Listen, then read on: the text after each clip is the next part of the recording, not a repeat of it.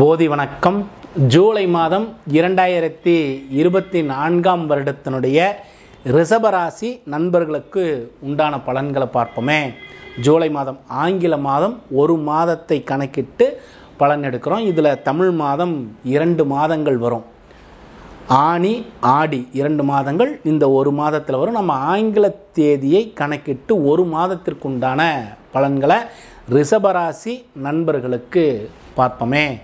சரி, இந்த மாதத்தினுடைய துவக்கம் 2 சூரியன். உங்களுடைய குடும்ப ஜனங்கள்கிட்ட உங்களுடைய பேச்சு ரொம்ப கவனமாக இருக்கணும். ஜென்மத்தில் இருக்கக்கூடிய குரு பகவான் பல பதிவுகளாக நாம் குரு பெயர்ச்சியினுடைய பலன்களிலே நிறைய விஷயங்கள் பார்த்தோம். ரிஷபராசி நண்பர்களுக்கு 5, 7, 9ஆம் வீட்ட குருவினுடைய பார்வை கிடைக்கக்கூடிய இடங்களாக இருக்குது. 5ஆம் வீட்டை பார்ப்பதால் புத்திரஸ்தானம் வலுவாகுது. குழந்தை பாக்கியம், குழந்தைகளால் அனுகூலம் ஏற்படக்கூடிய அற்புதமான மாதம். பூர்வீக சொத்தில் இருக்கக்கூடிய குறைகள் எல்லாம் நீங்கக்கூடிய காலம். இந்த குருவினுடைய பார்வை 5ஆம் வீட்டில் கிடைக்கக்கூடிய காலம். 7ஆம் வீட்டில் குருவினுடைய பார்வை இருக்குது. கூட்டு தொழில், கணவன் மனைவி இடையே இணக்கம், பிரிந்திருந்த கணவன் மனைவி இந்த காலகட்டங்களில் சேரக்கூடிய அற்புதமான மாதம். அதே போல் கூட்டு தொழிலிலே அபிவிருத்தி, கல்யாணம் ஆகாத நபர்களுக்கு திருமணத்திற்கு ஒரு அற்புதமான காலகட்டம். 9ல் குருவினுடைய பார்வை. இந்த 9ஆம் வீட்டில் குருவினுடைய பார்வை நமக்கு ஒரு தெய்வத்தினுடைய அனுகூலத்தோடு குருவினுடைய அனுகிரகம் கிடைக்கக்கூடிய அற்புதமான மாதமாக அமைகின்றது இந்த மாதம். புனித யாத்திரைகள், ஆன்மீக பயணங்கள் எல்லாம் ஏற்படக்கூடிய காலம். இது நிறைய விஷயங்கள் குரு பெயர்ச்சியிலேயே நிறைய பார்த்தோம். இந்த மாதத்தில் சனி பகவான் வக்ரகதியில் இருக்கிறார். இதையும் கொஞ்சம் தெரிஞ்சுக்க வேண்டியது அவசியம். சனி பகவான் வக்ரம்னு ரொம்ப பயந்துக்க வேண்டாம். சனி பகவான் வக்ரமாக இருக்கக்கூடிய காலத்தில் கொஞ்சம் நமக்கு எதிர்ப்பானவர்கள்ட்ட, எதிரிகளிடம் கொஞ்சம் அதிகமான கவனமாக போக வேண்டியது அவசியம். கொஞ்சம் அதிகமாக கவனத்தோடு போக வேண்டிய காலகட்டம் இந்த காலகட்டம். வேற ஒன்றும் பெருசாக யாருனாலையும் பாதிப்புகள் எல்லாம் இல்லை.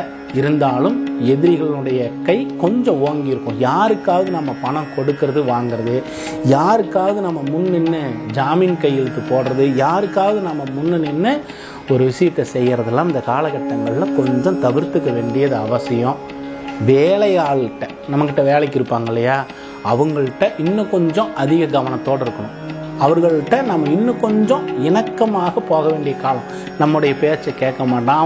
நாம் ஒன்று சொல்லிகிட்டு இருப்போம், வேலையால் இன்னொரு வேலையை செய்துட்டு இருப்பார். திடீர்னு வேலைக்கு ஆள் வர மாட்டான். இந்த மாதிரிலாம் சின்ன சின்ன தொந்தரவுகள் எல்லாம் ஏற்படக்கூடிய காலமாக இருக்குது. இது சனி பகவான் வக்ரமாக இருக்கக்கூடிய காலத்தில் இந்த மாதிரி குறைகள் எல்லாம் ஏற்படக்கூடிய வாய்ப்புகள் உண்டு. கொஞ்சம் கவனமாக இருக்க வேண்டியது அவசியம். தேக ஆரோக்கியத்திலையும் இந்த சனி பகவான் வக்ரமாக இருக்கக்கூடிய காலத்தில் கவனமாக இருக்கணும். சரி, 2ல் சுக்கிரன் இருக்கார் இல்லையா. குடும்பஸ்தானத்தில் இருக்கக்கூடிய சுக்கிரன் அற்புதமான ஒரு விஷயத்தை தான் உருவாக்குவார். மனைவி வழியிலே ஆதாயமான செய்தி. அந்த இடத்துல இருக்கக்கூடிய சுக்கிரன் பெண் நண்பர்களால் ஒரு அனுகூலமான செய்தி, அவர்களோட பொருள் வரவுகள் எல்லாம் ஏற்படக்கூடிய மாதம் இந்த மாதம்.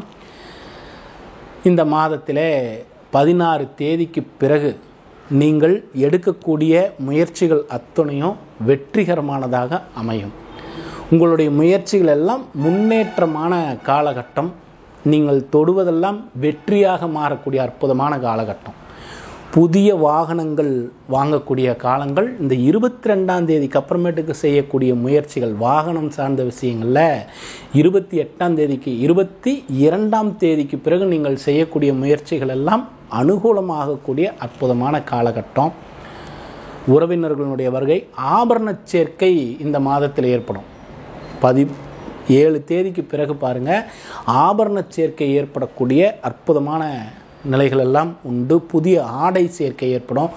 மனைவிக்கு அணிகலன்கள் எல்லாம் வாங்கி கொடுக்கக்கூடிய அற்புதமான காலகட்டம். இருந்தாலும் சின்ன சின்ன விரயங்களை ஏற்படுத்தும். 13 தேதிக்கு பிறகு சிறு சிறு விரயங்கள், சிறு சிறு பணத்தை எங்காவது ஒரு இடத்துல ஞாபகம் மறதியாக விட்டுட்டு வர்றது, இந்த மாதிரி விஷயங்கள் கூட நடக்கிறதுக்கு இந்த மாதத்தில் வாய்ப்புகள் உண்டு. பொருளாதாரம் வலுவாக இருந்தனாலும் பொருளாதாரத்தை தக்க வச்சுக்கக்கூடிய சூழ்நிலை. சுப விரயங்களை செய்வதற்கு இந்த காலகட்டம் அற்புதம் தான். ஏதாவது வீடு கட்டுறது, இந்த மாதிரி விஷயங்கள் எல்லாம் ஒரு அற்புதமான காலகட்டம். உங்களுடைய முயற்சி அற்புதமான பலன் கொடுக்கக்கூடிய காலகட்டம். வாகனங்கள் புதிதாக வாங்குவதற்கு ஒரு அற்புதமான காலகட்டம். தொழிலில் அபிவிருத்தி, லாபங்கள் உயர்வாகக்கூடிய காலகட்டம் இந்த மாதம்.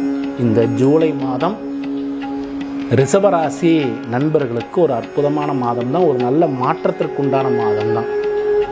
தினமும் காலையில் முடிஞ்ச வரைக்கும் தினமும் வீட்டுக்கு அருகில் இருக்கக்கூடிய பிள்ளையாரை வழிபாடு செய்யுங்க. தொடர்ந்து வழிபாடு செய்யுங்க. முடிஞ்சால் ஒரு தேங்காய் உடைச்சிட்டு வழிபாடு பண்ணிட்டு போங்க, காரியம் அனுகூலமாவதற்கு. ரெண்டாவதாக மகாலட்சுமியை வெள்ளிக்கிழமை பக்கத்தில், நம்ம வீட்டுக்கு பக்கத்தில் எங்காவது மகாலட்சுமி கோவில் இருக்குது அப்படின்னா அந்த கோவிலில் காலையில் வெள்ளிக்கிழமை அன்னைக்கு 6 to 7 சுக்கிரவாரையில் மகாலட்சுமியை தீபமிட்டு வழிபாடு பண்ணிக்கிட்டே வாங்க. இந்த மாதத்தில் பாருங்கள், ஒரு நல்ல முன்னேற்றம் தெரியும். பொருளாதாரத்திலே ஒரு நல்ல வளர்ச்சி தெரியும். ஒரு அற்புதமான சூழ்நிலை ஏற்படும். நமக்கு எதிரிகள் எல்லாம், தடைகள் எல்லாம் விலகுவதற்கு பிள்ளையார் வழிபாடும், பொருளாதாரத்தில் உயர்வதற்கு மகாலட்சுமியினுடைய வழிபாடும் வெள்ளிக்கிழமையில் செய்யுங்க.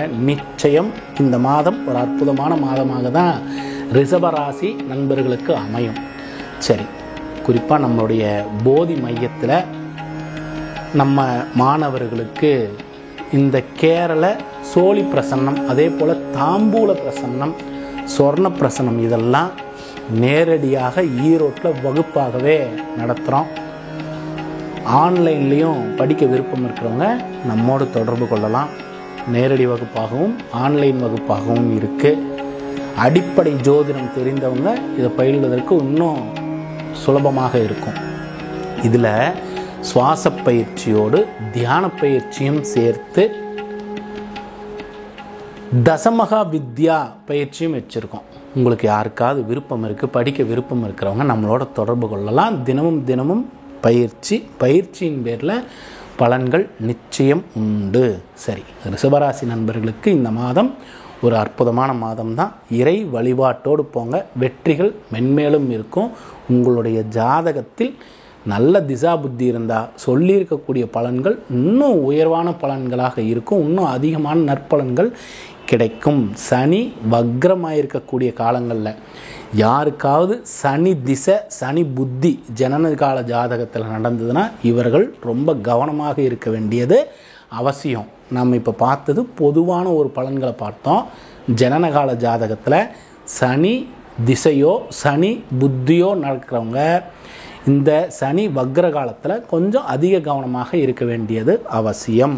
சரி, மீண்டும் அடுத்த பதிவில் சந்திப்போம். போதி வணக்கம்.